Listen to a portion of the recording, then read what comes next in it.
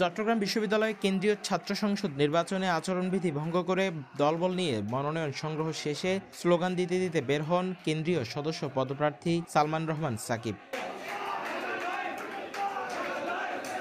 নির্বাচনী আচরণবিধি অনুযায়ী কোনো প্রার্থী সর্বোচ্চ ৫ জন নিয়ে মনোনয়ন সংগ্রহ করার কথা থাকলেও সোমবার দুপুরে দলবল নিয়ে উপস্থিত হয়ে মনোনয়ন সংগ্রহ করেন তিনি। এরপর অনুসারীরা তার নাম ধরে স্লোগান দিতে থাকেন।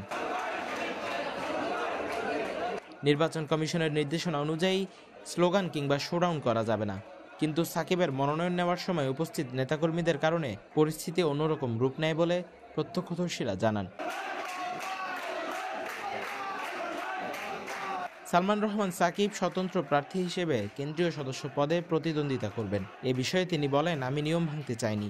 আসলে দেখেন, এখানে নট অনলি আমি যে মনোনয়ন নিচ্ছি আমার না, আমার বন্ধু আছে, আমার ছোট ভাই আছে।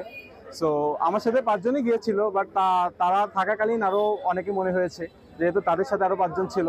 এটা হচ্ছে আমাদের লোক বল নিয়ে এটা। আর স্লোগানের যে বিষয়টা হচ্ছে, প্রথম আপনি খেয়াল করে থাকবেন, যখন আমরা ঢুকি, বেসিক্যালি যখন চাকসুতে ঢুকি, তখন স্লোগান দিতে গেলে আমি বলি যে না, এটা হচ্ছে আসলে আচরণবিধি আমরা হচ্ছে লঙ্ঘন করে ফেলতেছি, সো দেয় না। বাট পরবর্তীতে হচ্ছে যখন আমরা এই মনোনয়নপত্রটা নিই এবং বের হওয়ার সময় তাদের নিষেধ থাকা সত্ত্বেও তারা আর কি এটা করে, এই জন্য আমি আন্তরিকভাবে দুঃখিত। ভবিষ্যৎ এমন আচরণবিধির লঙ্ঘন বা বিধির পরিপন্থী কোনো কাজ ইনশাল্লাহ হবে না।